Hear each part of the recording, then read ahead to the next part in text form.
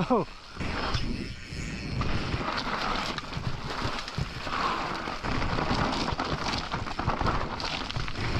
Yeah!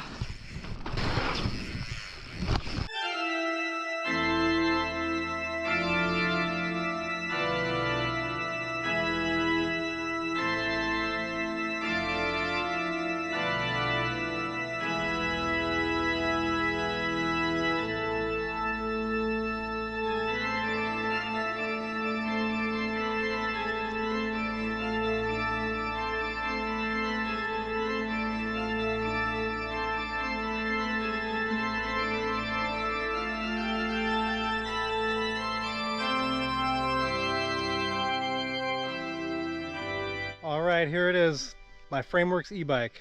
Not the Frameworks e-bike, but my Frameworks e-bike build. Was it clickbait? Not really. E-bike was in quotes. It's the Frameworks Enduro frame with the Bimotal rear-wheel drive e-bike conversion system on it. And this probably isn't for everybody, but for me it's the perfect e-bike. And I've had a couple actual e-bikes. So I'll take you on some trails and explain how I feel about the system and the frame and how it compares for me to an actual e-bike. Alright, I'll give a quick overview of the setup before we go ride.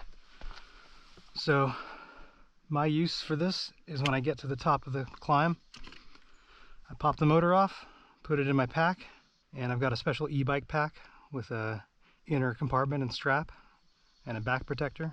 So I lay it flat against the back this way. Put it back on for the climb. Quick release is on. And then I've got two 300-watt batteries.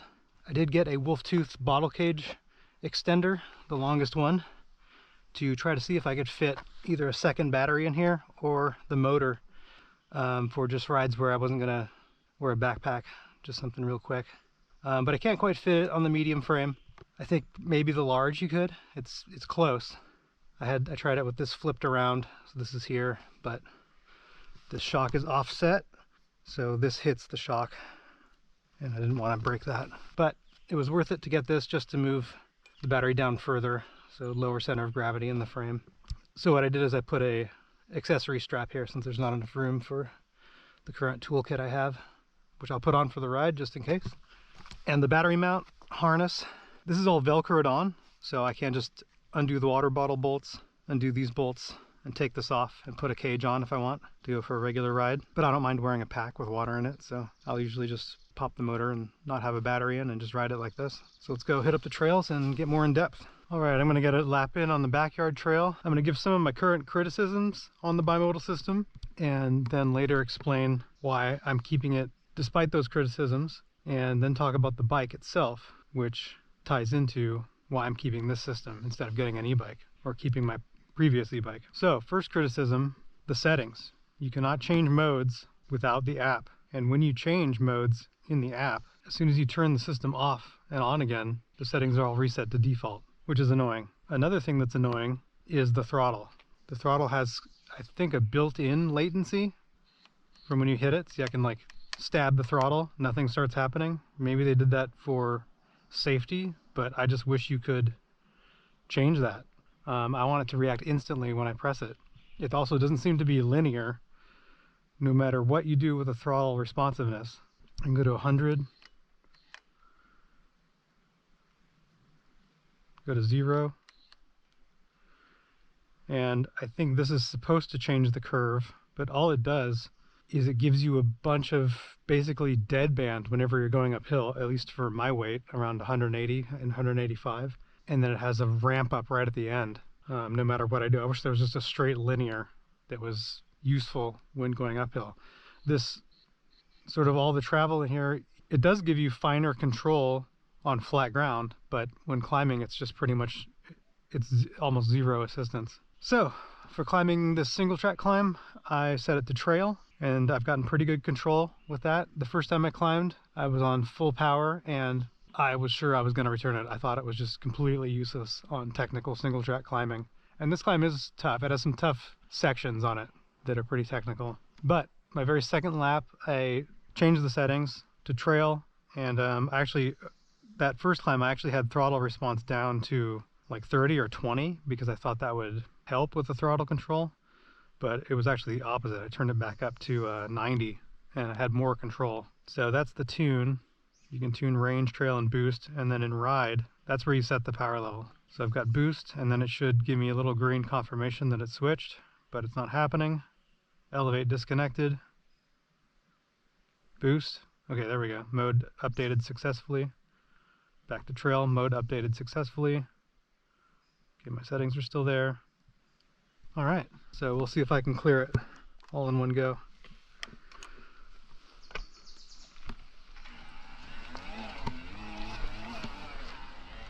And it is currently loud and has vibration.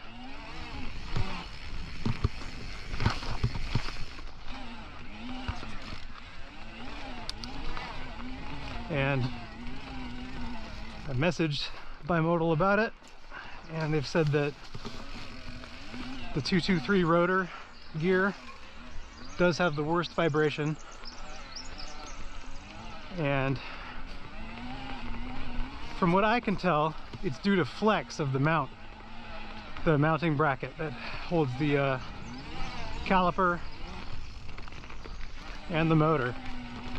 It flexes over and causes the output gear to bottom out into the rotor gear at an angle. And what they've said they're doing is they're working on a new silent gear, which I assume is a new teeth interface that'll be a new output gear and rotor gear. I'm just guessing, they didn't really give me too much detail on it, but it'll be a while before the 223 is available. Okay, that corner is usually very hard, and right there I didn't pedal through that, which is very difficult on even a pedal assist e-bike.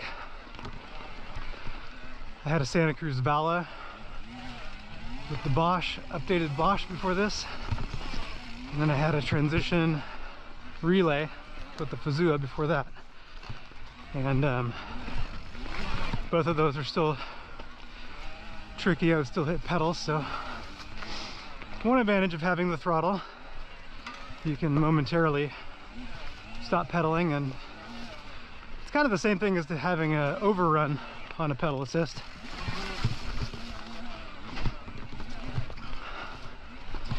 I had my Vala Bosch motor on the Vala set up so that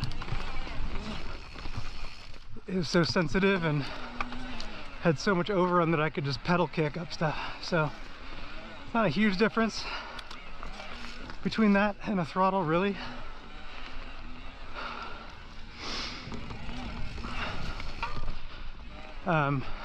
Well, this throttle on, 60 to 70 Newton meter motor. Obviously anything more powerful, there's a huge difference, like a Sur-Ron. But I still would prefer pedal assist, so I didn't have to think about the throttle. Although I am getting apparently very good at it. This is my best lap I think I've ever done. And I've only climbed this trail a few times with this, so I'm gonna do a bear shout. Coming through! Look out!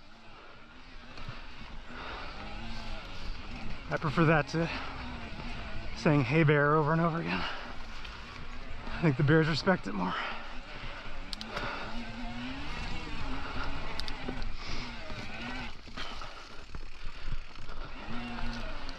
But yeah, they are working, or they say they've been working on a pedal assist system for this. So we'll see if that comes out. They're also working on a mid-drive motor, so that might be very impressive given how impressive this tiny little rear drive motor is. It's basically the size of like a 8th scale, 5th scale RC car motor, and it's very torquey.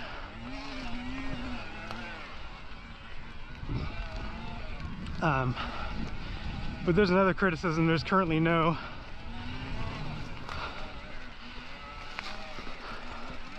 like speed limit detection. The limit is hard set in the motor to I think it's calibrated for a 160 rotor, maybe, I'm not sure. But with the 223 rotor and a 27.5 wheel, it cuts out at like, it feels like maybe 15 miles an hour, 13, I don't know. Cuts out very quick, which isn't a huge deal, but it's just kind of, there's some things about it that are just very striking differences in quality. Like the motor and the gear is such good quality. Like a lot of the stuff's made in Berkeley, rotor's machined in Berkeley, and then it's got this like cheap plastic throttle that's really bad. And I also kind of wish they offered bigger batteries. This is a 300 watt battery. I could probably have a 400 watt in this frame. This is my mega toolkit wad that I need to replace at some point and get the one that goes in here. But, all right, we're not at the top yet. I don't know why I stopped. A little downhill here.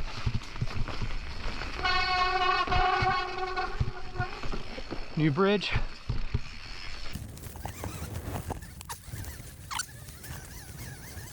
But yeah, I have cleared the whole trail pretty easily, so you do get used to it.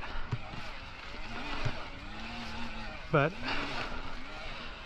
another issue is that even though realistically I don't think the classifications for like class 2 having a throttle, I don't think that this amount of power is really what's behind that classification.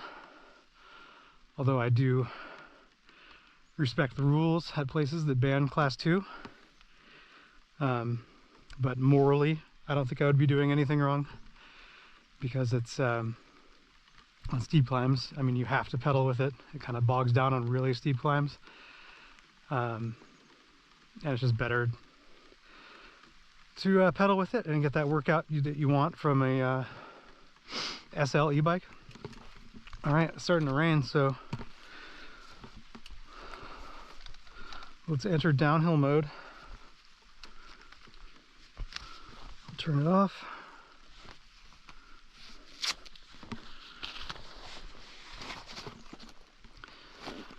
I've got this Evok e-ride backpack, which has a compartment for a battery, e-bike battery, full-size 800 watt e-bike battery you can put in here, but I'm using it for the motor. So quick release off. There's the tiny little motor. And this pack has a spine protector in it too. It's got an internal strap here. Make it nice and secure.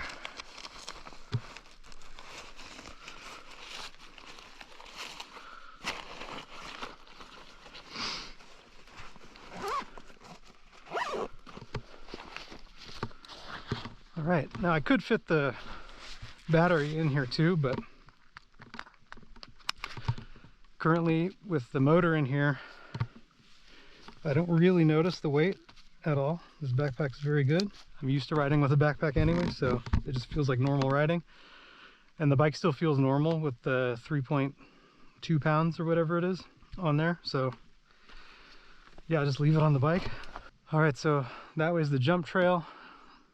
There's actually a third trail in the middle now. It's about halfway done. And then cookie dough is this way. It's all kind of overgrown up here like a jungle.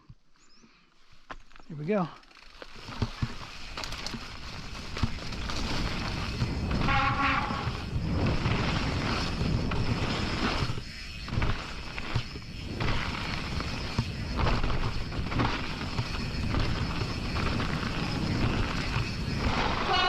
Woo! Coming through. Gotta yell for the bears. Oh, running a little slow.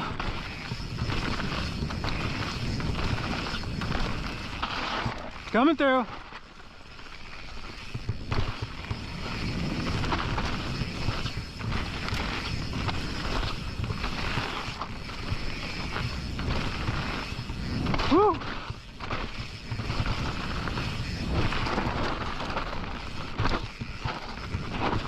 steep bottom part.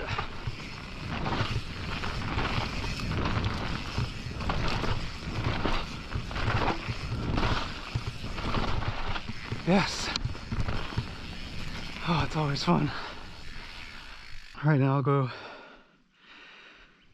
take it on a ride that's the current best case scenario for this bimodal system. And then get into the bike section, because the bike is, I'll do a spoiler, almost zero criticisms. Only criticism is probably a easily fixable preference. All right, so now I'm gonna do a ride that is the perfect situation for this setup. Throttle pinned up a road climb, and I'm gonna be riding an area that does not allow e-bikes, but by the time I get on the property, I will no longer be on an e-bike. And I'm gonna ride a trail. Let this truck pass. I'm gonna ride a rougher, more natural trail that's a little bit more suited to this Frameworks Enduro as well. And I'll get into, well, I've absolutely been loving this bike. And just like that, we're at the top on a normal bike, not an e-bike. I could put the battery in my bag, but like I said on the other ride, it feels perfectly invisible to me right now with the motor in there, so, and the bike feels fine. Having a battery on your bike doesn't make it an e-bike. Having a motor does. I've got batteries on derailleurs, batteries on cycle computers. So yeah, I'm just transporting a battery. This trail has gone from a fun and loose semi-tech to an eroded, chunky slide fest. And it's really fun both ways, but for this bike, this is definitely the kind of trail this bike is suited to more than the trails I've personally built. So let's give it a rip. I'll try to talk on some of this, but I might not be able to. I might have to focus, and there's a brief flat part in the middle. Maybe I can get some words in there. All right.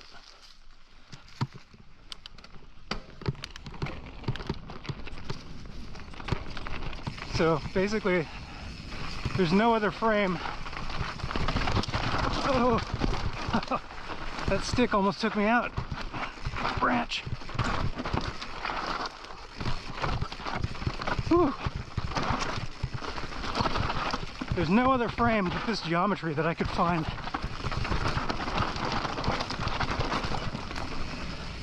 That isn't a high pivot with an idler, which I don't want, and has a full seat tube where I can run a 240 dropper.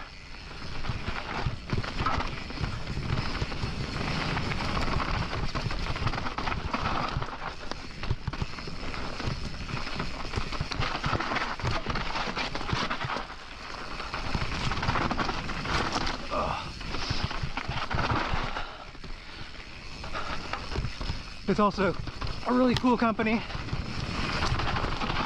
love what Nico is doing. And I love welds.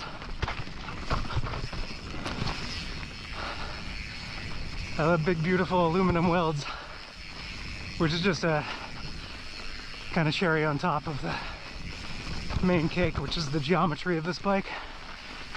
And coming from always being a short chainstay guy, BMX guy, I thought I always wanted the shortest chainstays possible, but like I said earlier, kind of opened my eyes up having that transition relay and that Vala. But I decided I don't really want an e-bike. Like, the Vala was sick, but it's just so expensive. Okay, here's the most serious move on the trail now. Whew, I did that pretty sketchy.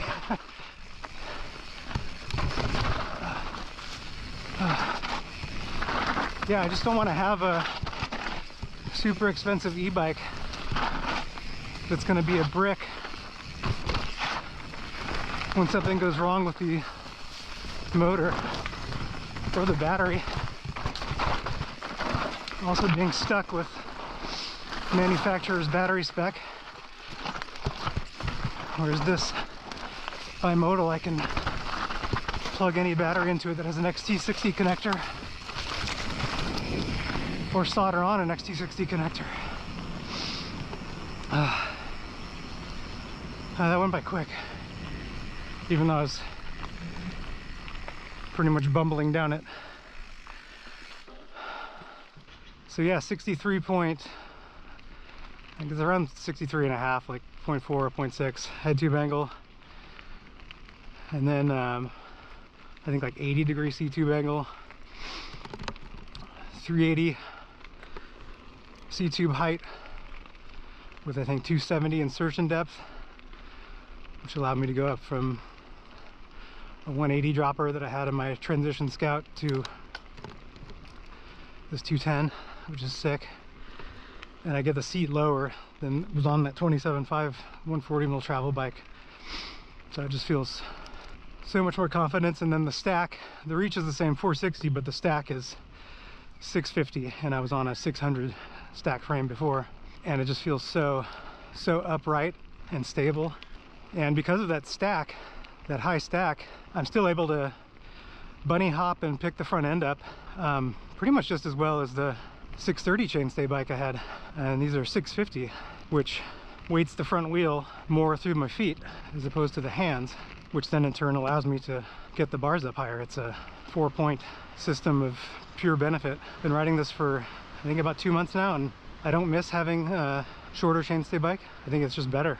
The only thing is this is a 170 bike, so probably a little bit more than I need for my daily use, especially on the trails I build, but I have other bikes that can ride on those. And so yeah, the one criticism of this frame is that it came with no volume reducers in the rear shock, which is I'm sure how Frameworks team likes it, because they want it to feel as much like a downhill bike as possible for training. But I'm going to cram it full of reducers and see how it feels, essentially limiting the travel, so I just will rarely get into the last 10 mil of travel while keeping it supple off the top. Hopefully. I'll have to give it a shot. And there's no adjustments on this frame at all, which doesn't matter to me because it's exactly what I was looking for. All the numbers I've been wanting to try, bang on. Let's try another run, see if I can get that trail better. I should have stopped and moved that big branch that was in the way. It got me all off rhythm.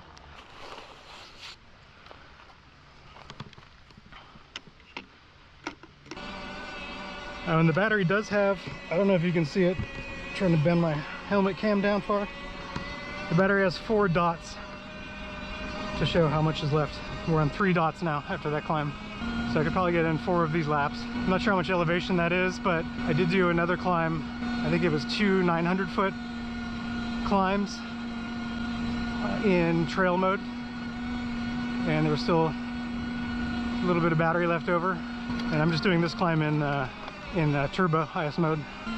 All right, see at the top. I think that branch was really close to the top, so I'm gonna walk down and clear that out of the way. There it is.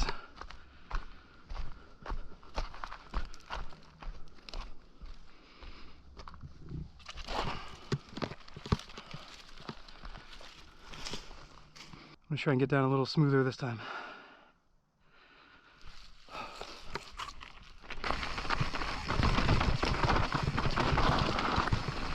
Whew.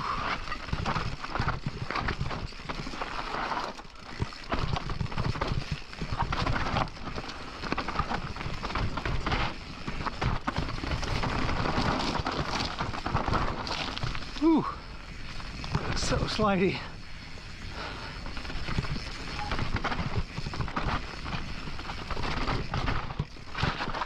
Yes.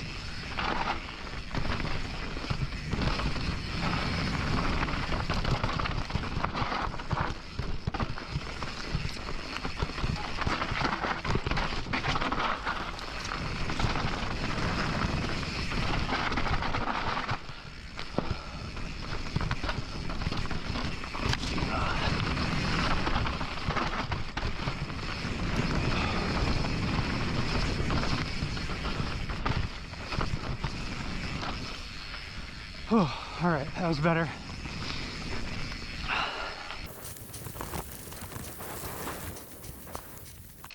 Yeah, there's no bike I'd rather be on. Definitely no e-bike I'd rather be on. This thing is sick.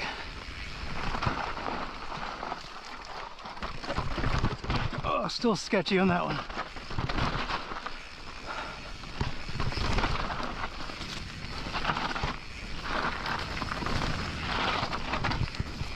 See if I can get some good corners in here.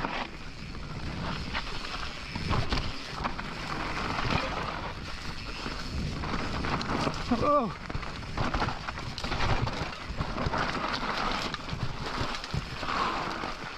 Whew.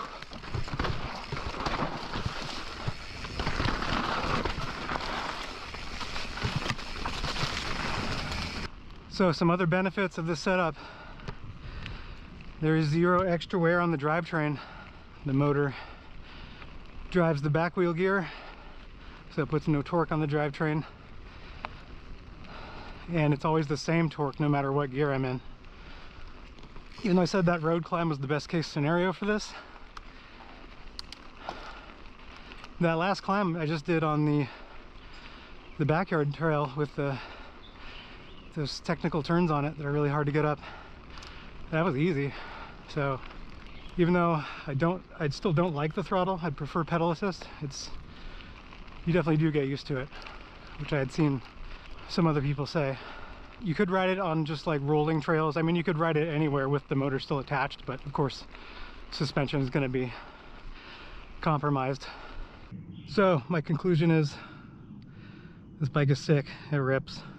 I prefer this setup to an actual e-bike. I would give the frame 10 out of 10. No other frame has this combination of geometry in a conventional suspension package with no idler.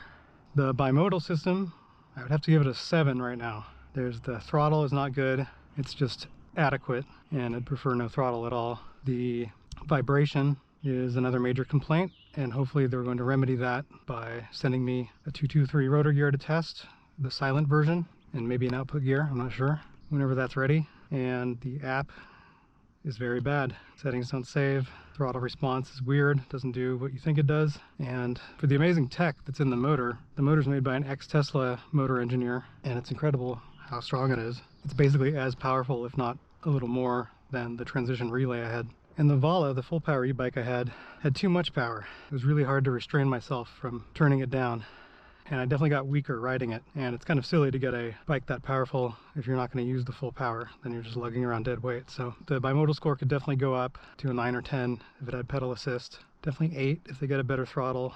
8.5, better throttle and better app with settings that save. And if the silent gear reduces the vibration, you know, maybe 10 with all that stuff. So yeah, but this setup is sick. It's still better than an e-bike in my opinion, and I'm happy. So thanks for watching. Alright, so I ordered some volume spacers for the rear shock, opened it up, and it turns out there was one in there. One 2cc, the blue one. On the Frameworks suspension setup chart, it said there's a column for volume spacers and it says 0 in all of the columns, so I just assumed that they came with 0 in them, but I guess that's just the baseline for setup. So I filled it up with all blue ones, and I rode a short trail. I rode one of those trails again that's kind of chunky, but not too high speed or anything. And it did have a couple big impacts, and it seems like the travel is pretty equal on both shocks now, where I was getting like full travel on this, and my goal is to not get full travel to make it more of like a 160 bike, a little more poppy. And then if I go ride somewhere that's more high speed chunky, I can take the spacers out and have a 170 bike. So I'm at the top of the jump trail. This trail has a couple of big compressions in it, some steep lips, and a high G berm, the horseshoe berm. And it's got one jump at the bottom that's hard to make on this bike because of how gushy the suspension is and the lack of pop that entailed. So I'm going to try it now with the volume spacers for the first time, and I reset the sag to where it was. It's like 17.5 mil sag. So I'm going to take a run down my jump trail. I'm going to reset these and see how it feels and how much travel we end up using at the bottom.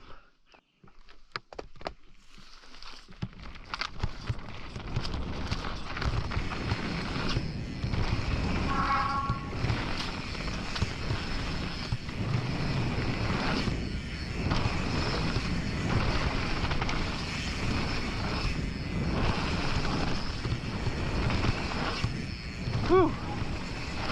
Coming through. Gotta yell for the bears. Yes.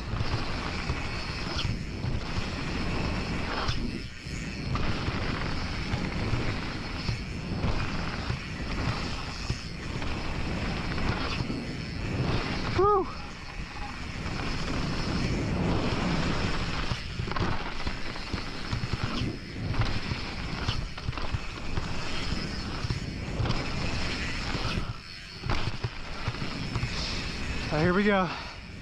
Into the horseshoe, high G. Yeah! Maintain speed.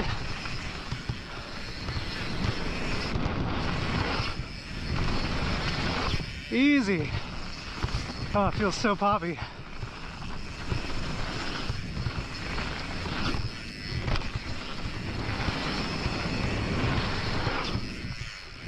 Oh, sick.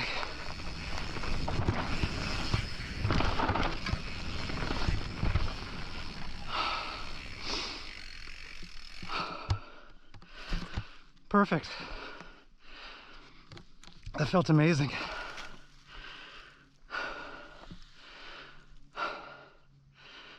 Yeah, I used a little bit more travel. That felt so much more poppy. It feels amazing. Yeah, Frameworks Enduro 1010.